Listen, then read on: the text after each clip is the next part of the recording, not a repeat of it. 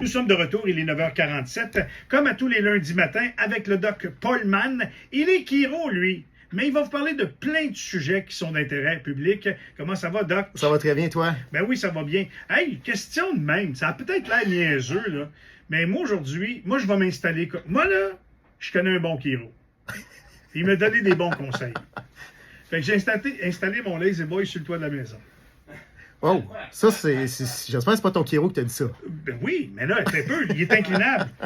Ah! Fait que là, je m'installe. Oh, j'ai le soleil directement. Je suis standstill, comme si j'étais attaché dans le fauteuil. Puis je vais suivre l'éclipse de cette façon-là. Avec les lunettes de Richard. Avec mes lunettes. Ouais, ben là. Tu viens de les donner. C'est ça, oui. Oui, tout à fait. Je viens de les donner. Maintenant, il y a probablement bien du monde qui vont se tordre le cou par en haut aujourd'hui, là, avec leurs lunettes. Ils ont un petit peu comme perdu le sens d'orientation géographique. Ça se peut qu'il y ait quelques problèmes occasionnés par des maux de cou à raison justement de l'éclipse. Écoute, ce serait possible. C'est sûr que si on passe plusieurs minutes avec le cou en extension, donc la tête qui est penchée vers l'arrière pour regarder l'éclipse, ça pourrait amener une petite compression au niveau de l'aspect postérieur des vertèbres, donc à l'arrière du cou, pourrait entraîner une irritation, puis les gens pourraient se réveiller le lendemain matin avec un torticolis. Bien, ben ça, on va faire un deal. Tes clients, là, ils n'écoutent pas tout le 104.7, là. OK? S'il y en a, il faut que la semaine prochaine, tu nous le dises. J'ai eu 2, 3, 4, 5. C'est un deal. Ou pas. Non, j'en ai pas eu. On ne sait pas, mais s'il y en a, c'est assez spécial, je trouve. Ça serait plausible. Là, c'est sûr que pour les gens qui nous écoutent, ils vont automatiquement y faire attention. Les gens qui n'écoutent pas, pourquoi pas? Ouais, lançons le défi dans les airs comme ça. On va voir. OK, les pieds plats. As-tu les pieds plats? J'ai les pieds plats. Hein? Ouais, j'ai les pieds plats. Donc, toute ma famille a les un pieds athlète plats. de premier plan comme toi. Un athlète, ben, je suis content que les gens ne me voient pas ce matin. L'athlète du dimanche, comme on dit. Ah oui, hein, les pieds plats. J'ai les pieds plats. J'ai les pieds plats. Toute ma famille a les pieds plats. En fait, j'ai plusieurs patients qui ont les pieds plats. Des patients que je partage, entre guillemets, avec mes collègues podiatres. Et en fait, je voulais parler des pieds plats ce matin parce que dans le journal Le Droit, la semaine passée, il y a un article qui a été publié, en fait, qui reprenait les recherches d'un chercheur à l'Université du Québec à Trois-Rivières, qui est podiatre, et qui avançait l'idée que les pieds plats, est-ce que ça pourrait être simplement qu'une variante de la normale? Est-ce que ça pourrait être... En fait, est-ce que ça pourrait ne pas être un problème?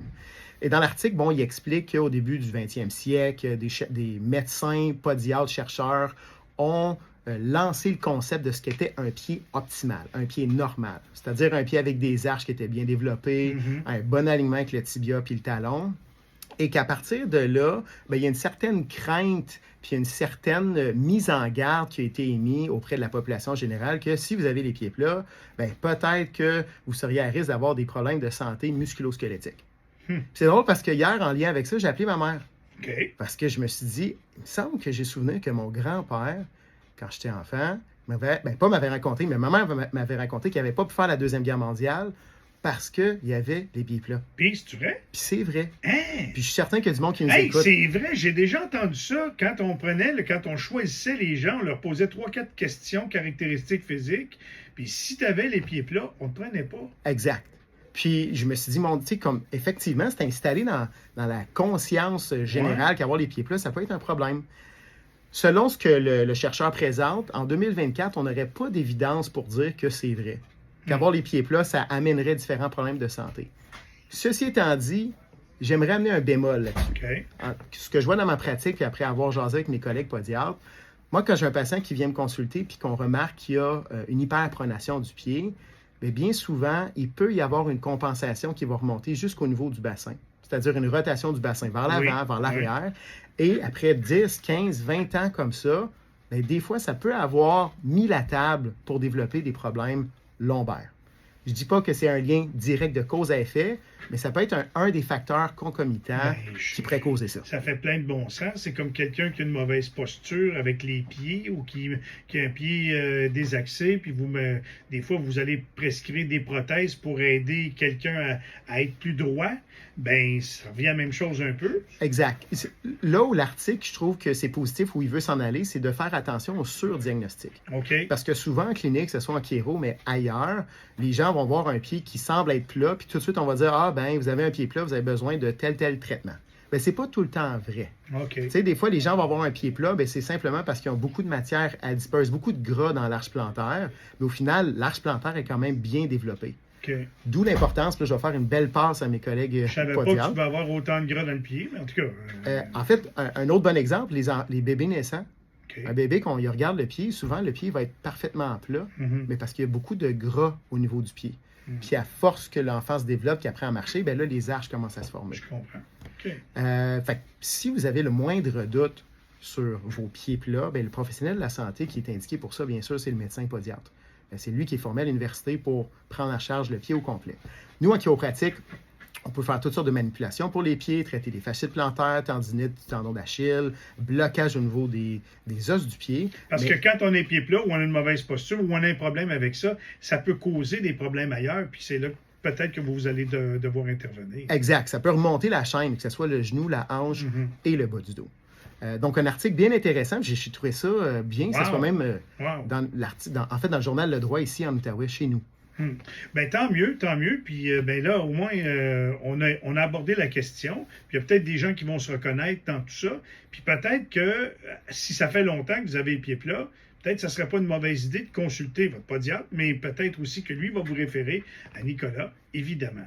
D'ailleurs, c'est-tu moins ou de moins en moins dans la population, on comprend votre profession de chiropraticien? Yes.